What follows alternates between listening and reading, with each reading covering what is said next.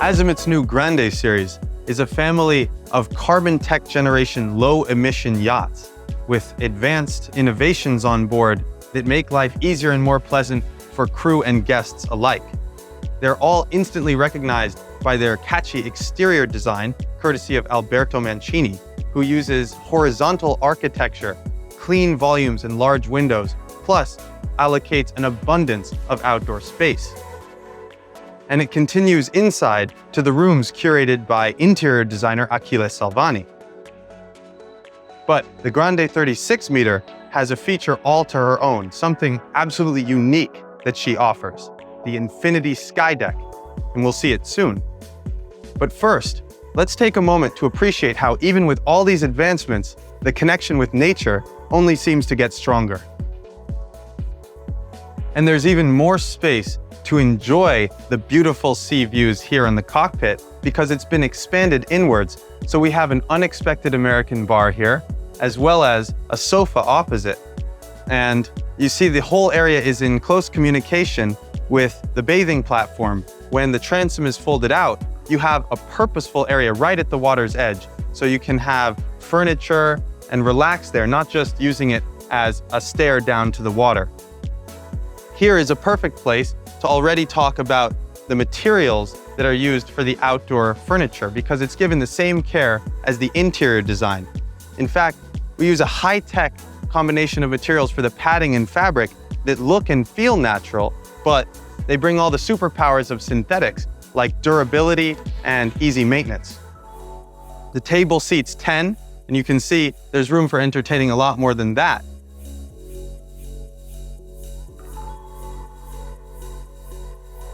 Emerging onto the aft part of the upper deck, we have a series of social areas that take full advantage of the spectrum of cover that we have here. So under full sun, the sun beds, and then here partially covered your main outdoor dining.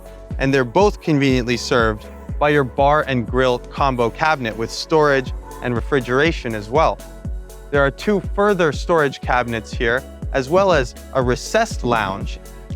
And you see we have complete cover from above, but also thanks to these windows from the sides, which also reduce the glare. So it's a much more comfortable place to stay in weather conditions or for those who are a little more sensitive.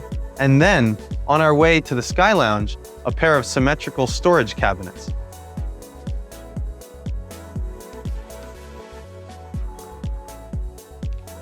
The first thing that you notice when you enter the Sky Lounge is these incredible windows. Well, they're more like walls that can fold away so that we have an open veranda on the sea here. And it unites the lounge with the rest of the aft part of the upper deck. All of the space here in the Sky Lounge means that owners have the freedom to do whatever they like with the room. They can have a main indoor dining here, therefore being able to open up to the elements and freeing up the main deck to have a full-length lounge. It can be completely enclosed as well for a cozy place to gather with the family in the evening, say, to watch a film.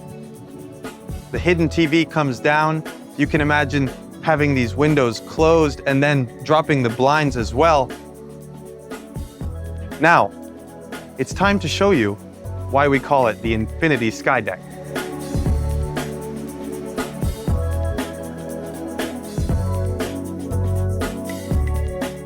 It's called the Infinity Sky Deck because you can never see the end of it.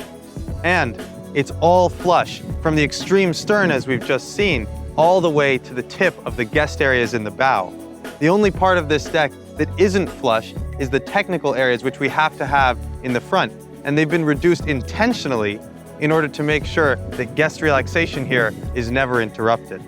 You see, there's plenty of room for a full cocktail lounge, as well as abundant sunbeds, and one more Infinity detail, the Infinity hot tub, where you can picture yourself, even with a slow cruise, enjoying a great mixture of wind and hot water, and perhaps a cocktail here as well.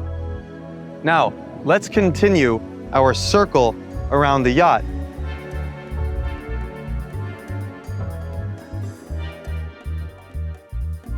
The main salon is characterized by the beautiful design of interior designer Achille Salvani.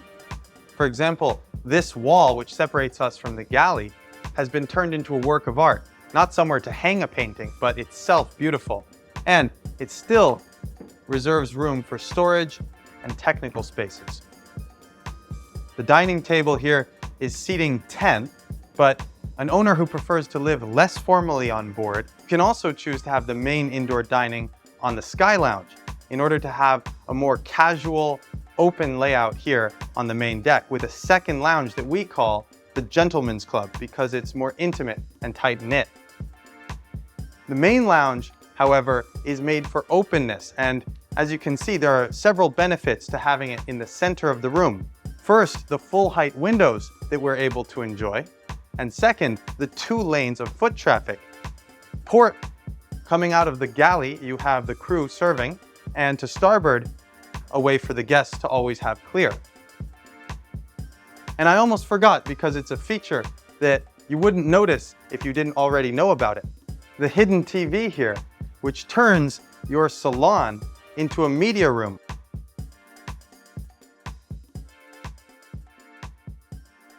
Now, let's go and see the master suite.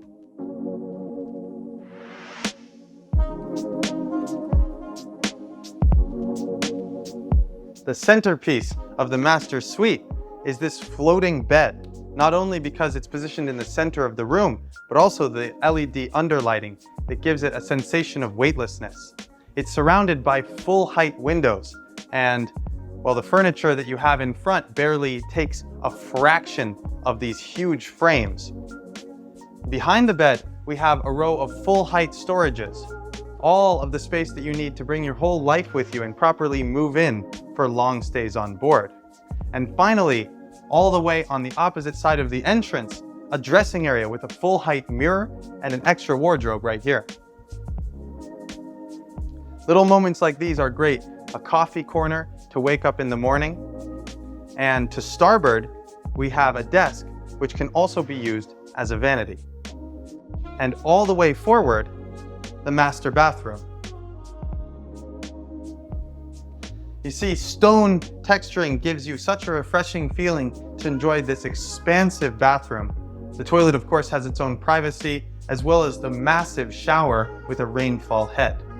Now, let's go and see the other accommodations below deck.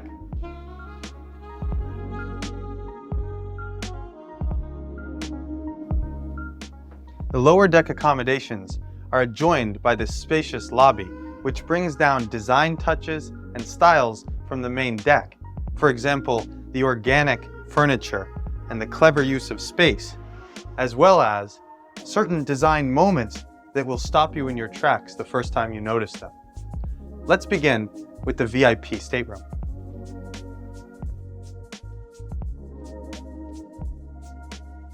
Guests in either of the 2 VIP suites will appreciate how the space is expanded into the washroom, not only increasing the available space and the perception of it, but also introducing a second design language, more refreshing in contrast to the cozy, warm bedding area. It's also something that helps to add a little variety to the space, like, for example, the chaise longue and coffee table combo, helping to make a private space like this one more comfortable for long stays on board. Now, let me show you one of the 2 double cabins. The double cabins on board the Grande 36M should really be called triples, because when you need to expand the overnight occupancy, you can do so quite easily by pulling down 1 Pullman bed in each room. And that's in addition to the expected comforts, full-height walking room all around, an abundant full-side window, a full-height storage, and a private bathroom. Now, let's head back upstairs.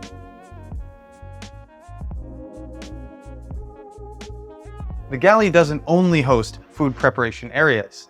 Here along the wall, you have your double washer and double dryer, and just around the corner, a stair down to the crew mess and cabins.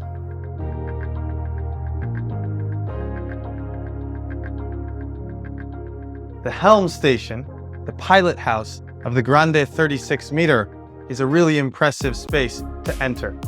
With this glass cockpit and such a clear view down to the water, you really feel in command here. First off, the motors are MTU twin 2,200 horsepower. You can upgrade those to 2,400 if you like. Despite the large motors, she's extremely efficient for her class, making the cut for Azimut's low-emission yacht category. What that means is she has at least 20 to 30% improved efficiency over the other yachts in her similar size range with a traditional hard chine planing hull. Most of that advancement comes through naval architecture, collaborating with Pierluigi Alzogno and the Azimut Benetti Technical Office. What they've come up with is known as the second generation of the D2P hull, displacement to planing.